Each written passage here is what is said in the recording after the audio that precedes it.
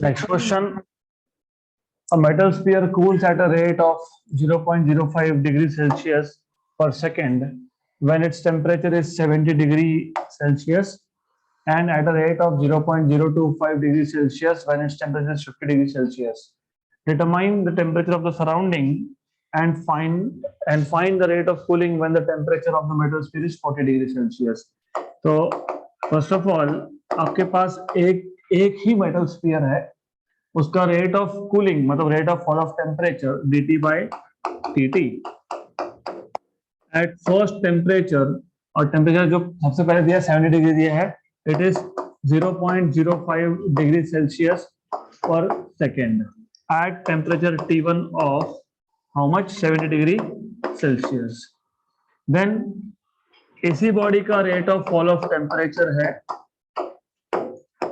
0.025 degree Celsius per second when the temperature of the body is 50 degrees Celsius.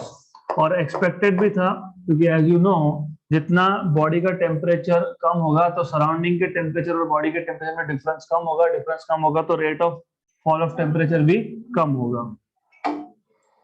Then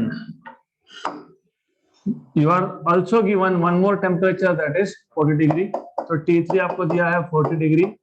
You are supposed to find out two things.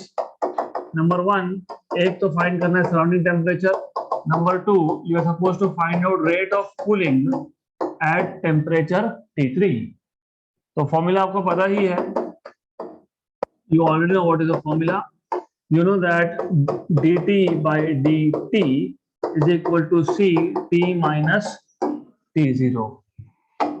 यही formula use करना है. Very simple thing. Now what you have to do is, सबसे पहले surrounding का temperature find कर लो. Surrounding का temperature कैसे फाइंड करोगे? dt1 और dt2 को डिवाइड करना पड़ेगा, लेकिन सबसे पहले dt1 और dt2 का इक्वेशन लिख लेंगे. तो you have this dt2 t2 dt1 t1. now you can just divide these two. इन दोनों को डिवाइड कर दो. so when you divide these two you will get dt by dt 2 upon dt by dt 1 equal to 1 equal to C cancel होगा, T2 minus T0 upon T1 minus T0. And obviously इसकी value आपको दी है 0.05 और इसकी value आपको दी है 0.025. if I am not wrong 0.025. T2 की वैल्यू थी 70, T0 फाइंड करना है, T1 की वैल्यू थी 50, है ना? हाँ बोल रहे हो, सही है, सही है. ये था 50 और ये था 70. करेक्ट? यस. ये तो गलत आएगा. 1 and 2 solve. 140 minus 2 times of T0, 50 minus T0. Shift and shift. So you get 140 minus 50, that is 90. Equal to minus T0 plus 2. हाँ तो कितना आया? 90. गलत है. सराउंडिंग टेम्परेचर 90 हो नहीं सकता. तो check, always check what went wrong. आप एक बार देख लो वैल्यूज. तो ये माइनर मिस्टेक्स होते रहते हैं, इसलिए ध्यान कंप्लीटली होना चाहिए. हमने जो लिखा है ना वो सही लिखा था पहले. अब बताता हूं कहां पे गलती हुई. तो you always need to pay attention. dt by dt2 is 0.025 and this is 0.05. T2 वहां पे 50 minus T0, 70 minus T0. very good, excellent. 70 minus T0, this is what you have. Up, this is 1za and 2za, so cross. तो 70 minus T0 equal to 100 minus 2T0. अब इसको वहां shift करो और 2t0 negative को यहाँ पे, तो 2t0 minus t0 equal to 100 minus 70, तो t0 equal to 30 degree Celsius. ये आपको मिल गया सराउंडिंग का टेम्परेचर, मतलब part 1 of the question is done. Part of the question you have to different methods to solve this. मैं बता देता हूं। नंबर 1, आपको क्या फाइंड करना है, dt by dt3 है ना, at third temperature. What is the rate of fall of temperature when the temperature of the body is 40 degree. So you are suppose to find out this. तो आपको ये find करना है। अब क्या करेंगे, अगर ये फाइंड करना है तो t तो पता है 40, t0 अभी फाइंड किया 30, तो if you can find out what is c, you are done. अब c कैसे फाइंड करोगे, हमारे पास दो इक्वेशंस है, जैसे dt by dt2, इसका वैल्यू पता है कितना है 0.025, t2 कितना है 15, t0 कितना है 30, तो c मिल जाएगा। Method number 1। Method number 2, method number 2 is दोनों में से जो आपको अच्छा लगे वो लेना, dt2 dt by dt2 या dt by dt1, anything you like, take it and divide। तो take this and divide। क्यों, क्योंकि हमारा प्रॉब्लम क्या था कि c पता नहीं था। हाँ, तो c पता नहीं था तो c को इक्वेशन से हटा दो।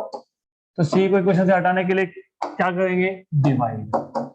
करेक्ट, c वैसे भी कैंसल आउट, तो dt by d small t 3, और a वैल्यू कितनी है 0.05, t ये t 40, ये t3 है बाय द वे, तो this is 40 minus 30, this is minus 30, मतलब ये 10/40 मतलब 1/4।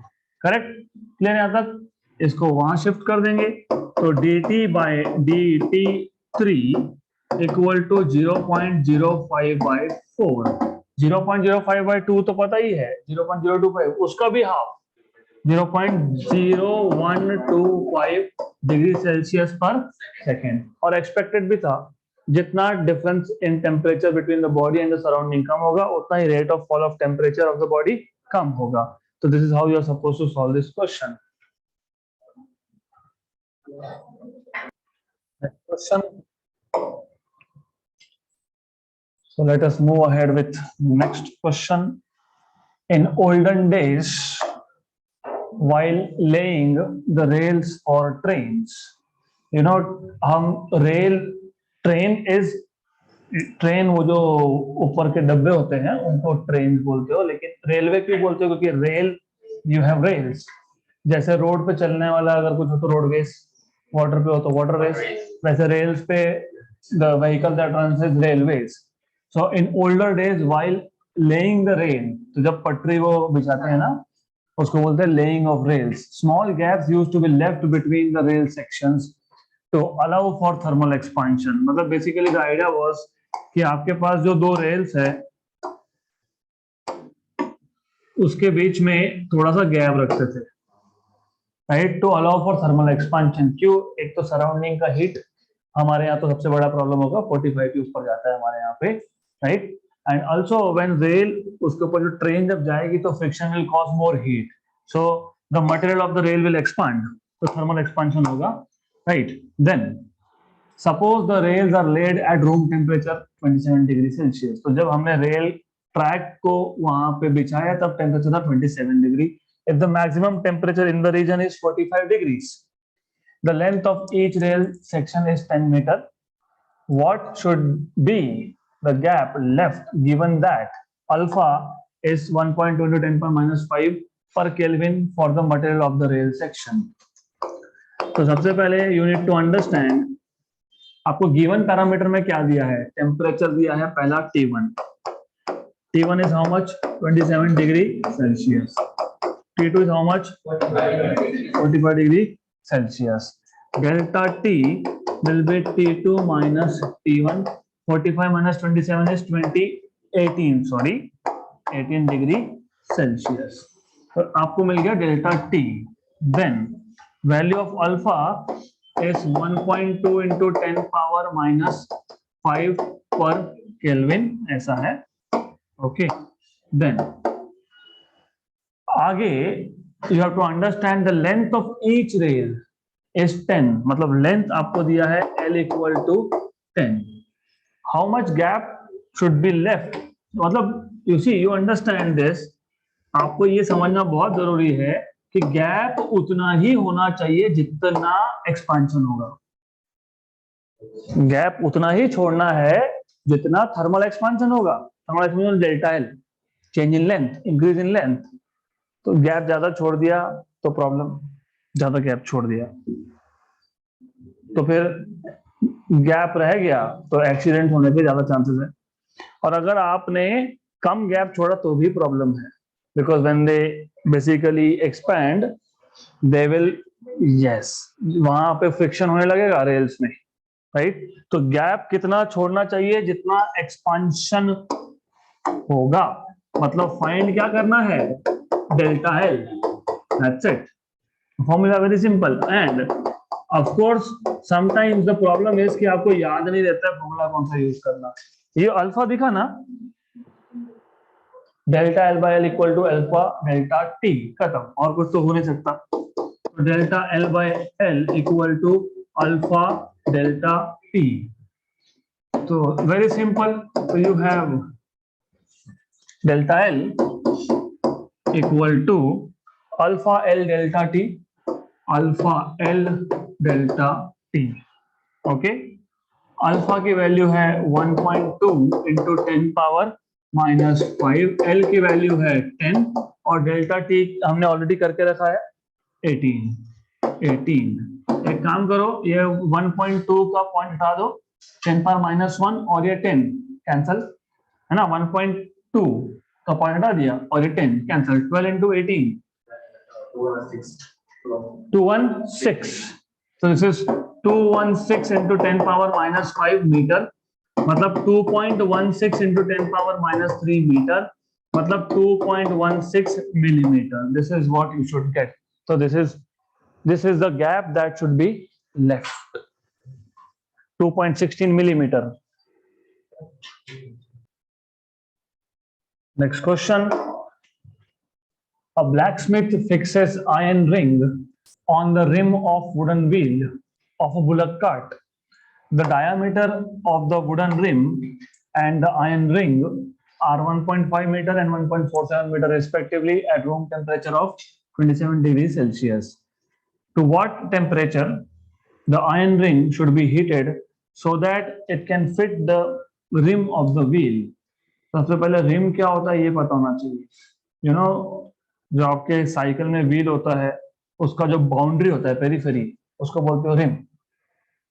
ओके, तो यहाँ पे जो रिम है, rim in this case is made up of would,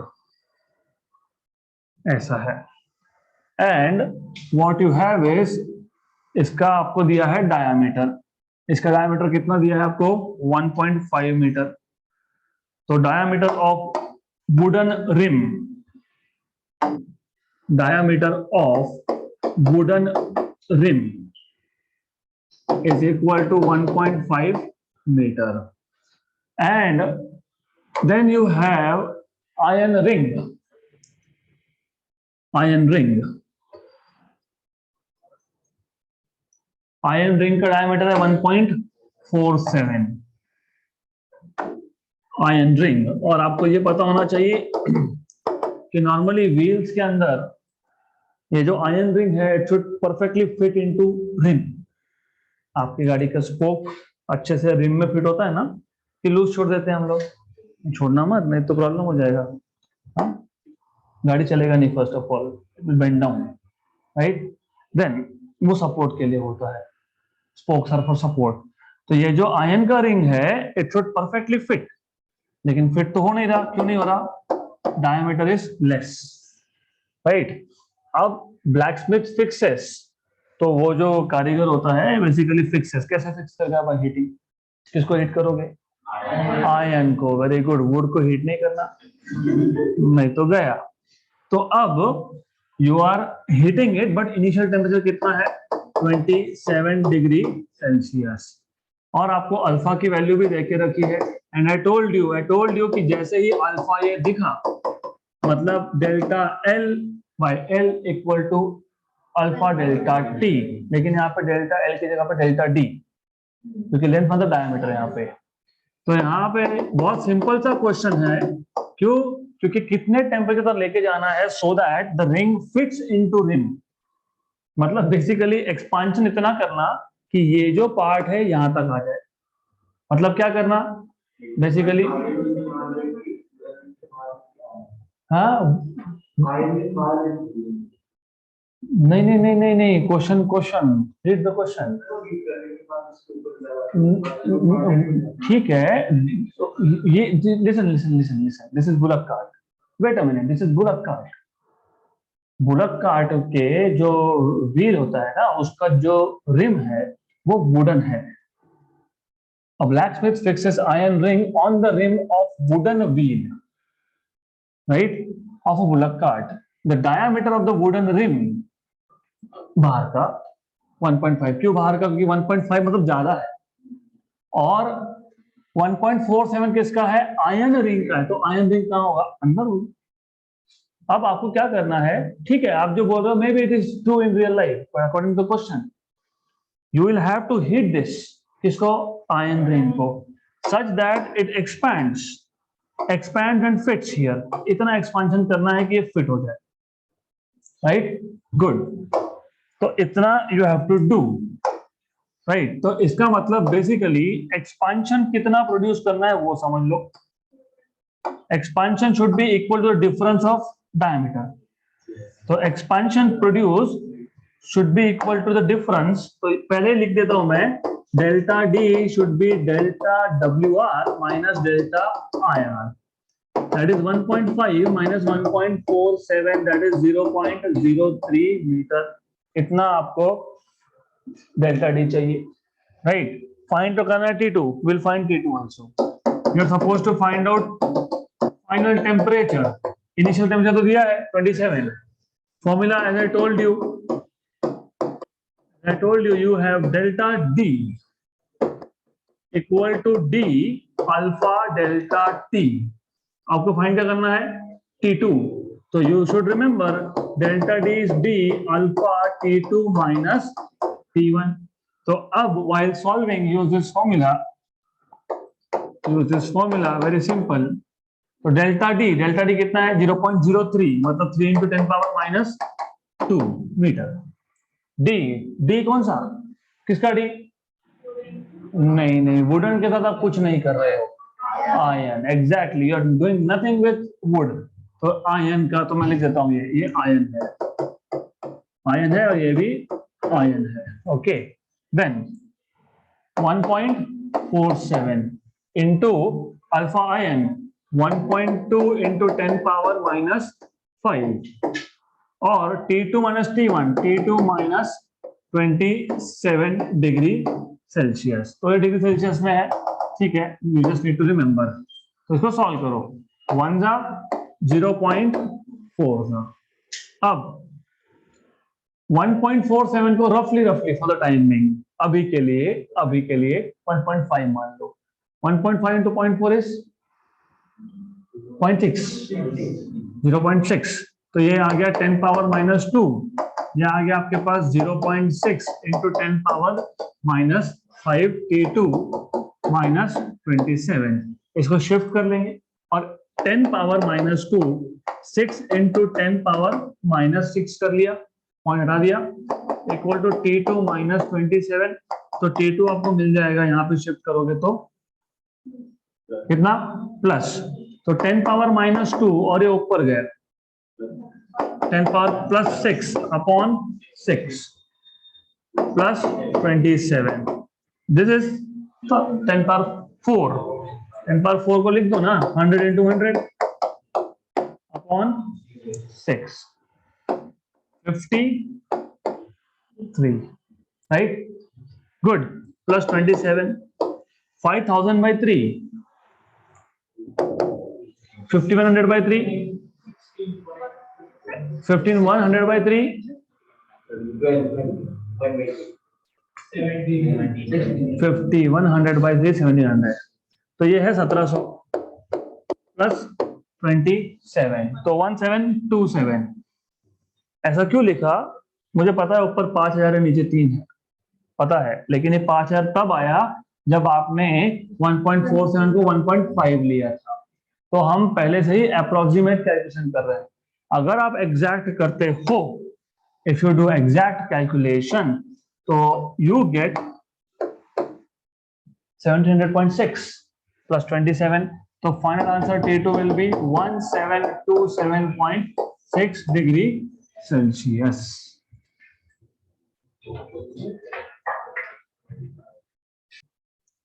Question. A gas at 900 degree Celsius is cooled until both pressure and volume are halved.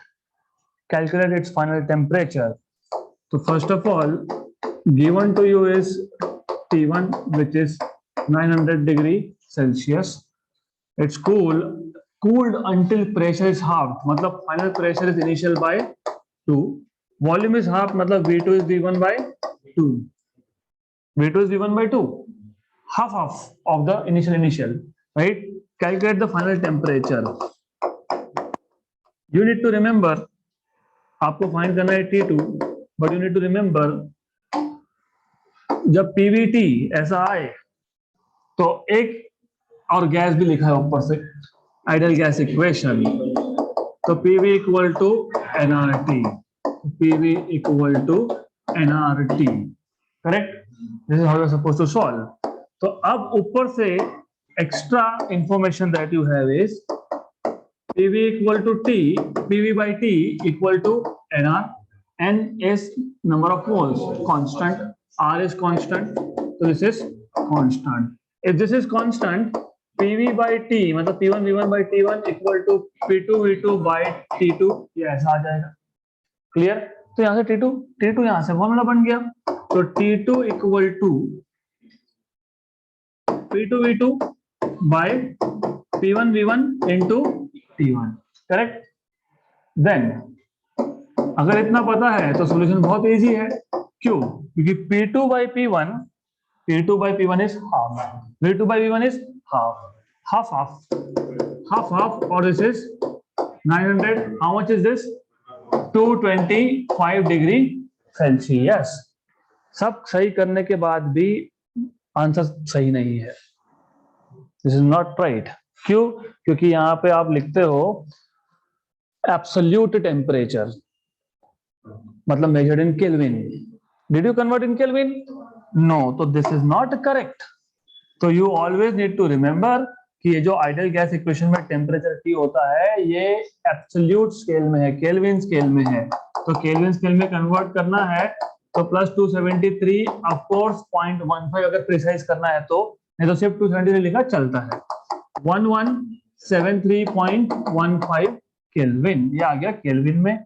तो अब ये 900 की जगह पे आप लिखोगे 1173.15 डिवाइड बाय 4 कर लो, how much? 293 point something.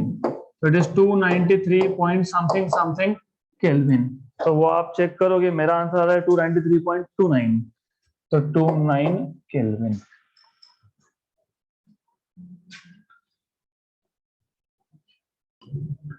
Next question.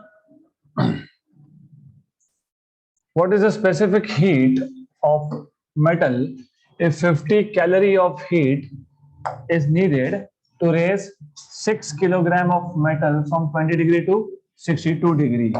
तो in the given quantities आपको बताया है 50 कैलोरी, मतलब हीट दिया है, heat required is 50 calorie. To raise mass कितना है? 6 kg. और difference in temperature delta T is T2 minus T1 which is 62 minus 20, मतलब कितना? 42 डिग्री सेल्सियस. और फाइंड क्या करना है आपको? S, specific heat. और आपको पता है SMQ डेल्टा T, ये हमको दिखता है हीट इक्वेशन में. और हीट इक्वेशन आपको याद होना चाहिए. According to heat equation, heat supplied is MS delta T तो आपको फाइंड करना था S, तो it is Q upon M delta T। And my advice is कि यहीं पे ही आप लोग ऐसा यूनिट को वर्कआउट, मतलब यूनिट्स को, नॉट ऐसा यूनिट, यूनिट्स को वर्कआउट कर लो। Q was in cal, M was in kg and this was in degree Celsius.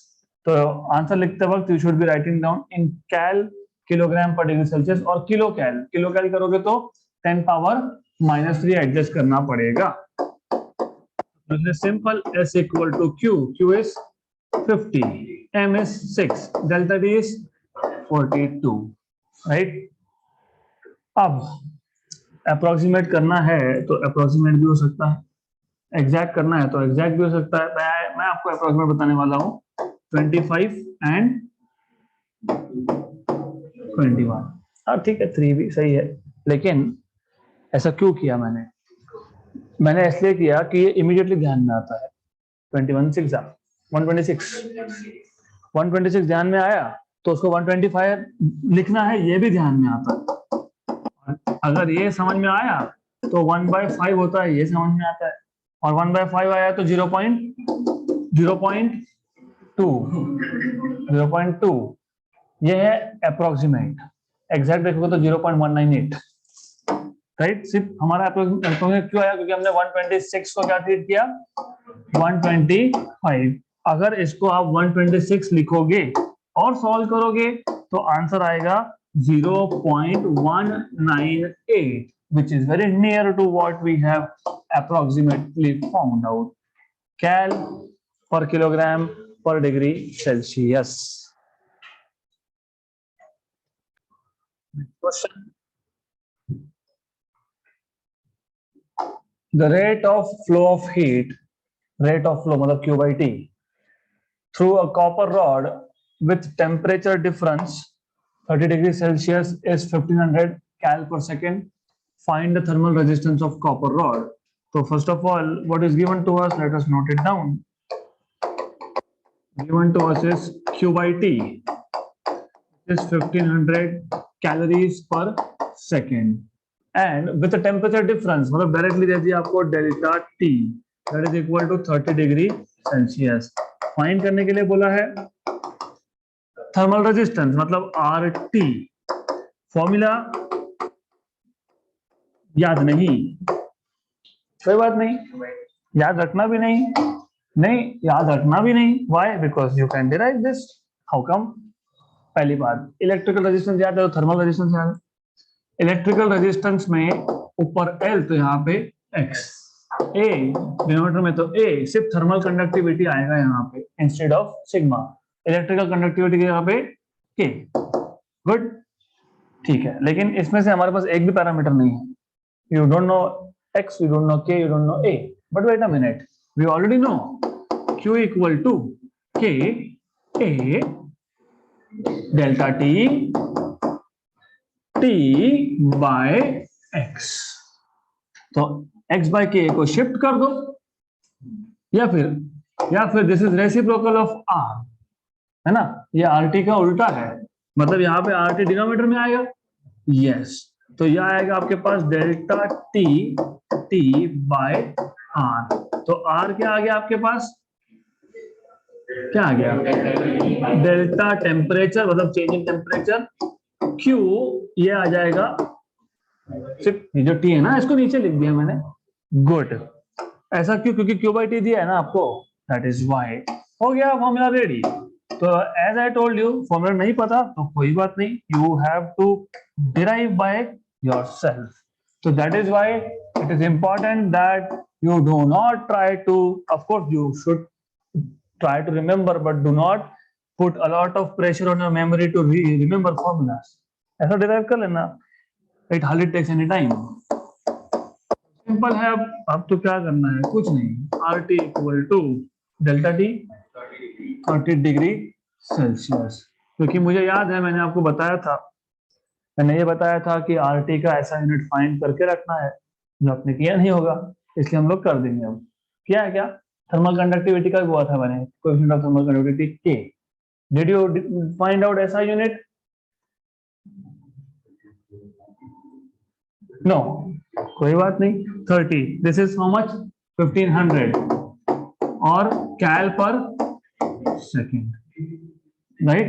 तो 150 1/50 कितना 0.02 डिग्री सेल्सियस सेकेंड पर कैल। हो गया थर्मल रेजिस्टेंस का फॉर्मूला रेडी, सॉरी आंसर, ऐसा unit I mean. Next question, find the temperature difference between two sides of a steel plate. Two sides मतलब याद रखना, टू साइड्स वाला क्वेश्चन आया, चाहे वो विंडो हो, चाहे वो स्लैब हो, चाहे वो प्लेट हो, मतलब law of thermal conductivity, Q is proportional to A, T1 minus T2, या T2 minus T1, whatever it is, time upon distance, मतलब X thickness. Find the temperature difference between two sides of a steel plate 4 centimeter thick.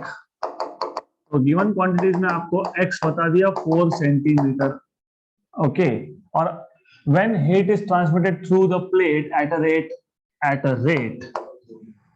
400 kcal, this is not Kelvin, this is kcal, kilo calorie पर minute पर square metre, मतलब Q bye AT, delta नहीं A, Q मतलब kilo calorie, पर minute मतलब नीचे time, पर square metre मतलब नीचे एरिया। तो ये दिया आपको 400 kcal upon metre square and minute.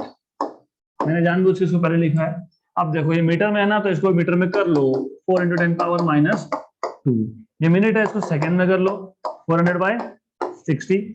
तो kcal second metre square, cancel 20 and 3, तो 20/3। गुड। अब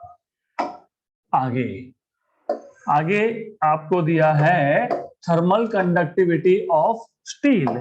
थर्मल कंडक्टिविटी मतलब K 0.026 kcal metre second kelvin, per metre per second per kelvin. Find क्या करना है, टेम्परेचर डिफरेंस मतलब डेल्टा T फाइंड करना है डेल्टा T। फॉर्मूला आपको पता है, अभी मैंने बताया था, वापस बता देता हूं, Q = K A delta T upon X। Delta T find करना है ना, उसको एक साइड पे रखो, बाकी सबको शिफ्ट कर दो। तो X Q AT और K है ना, that's all you are going to have. XQ ठीक है, KAT। अब यहाँ पे Q/AT आपको दिया है 20/3। X की वैल्यू आपके पास है 4 सेंटीमीटर, मीटर में कन्वर्ट कर लिया आपने, और K की वैल्यू भी दी आपको, दी है। तो फिर this is equal to, of course this is 26 × 10⁻⁻3। तो सॉल्यूशन इज वेरी सिंपल। तो delta T equal to X 4 × 10⁻², Q/AT 20/3 और 26 × 10⁻³ ये आपके पास है। और देखो अब यहाँ पे क्या है, केल्विन, तो आंसर क्या आएगा, केल्विन में आएगा। अब let us do it rough and done. कैसे, ऊपर है 80, 26 3 जा 78, 80/78 roughly 1, roughly 1, 80 और 78, 10⁻², नीचे 10⁻3, मतलब नीचे बचेगा 10⁻1, वो ऊपर जाएगा 10, तो आंसर इज 10। डन, 10 केल्विन हो गया आंसर अप्रोक्सीमेटली, और एग्जैक्ट है 10.26 या 36 जो भी आएगा वो। So that's it for today.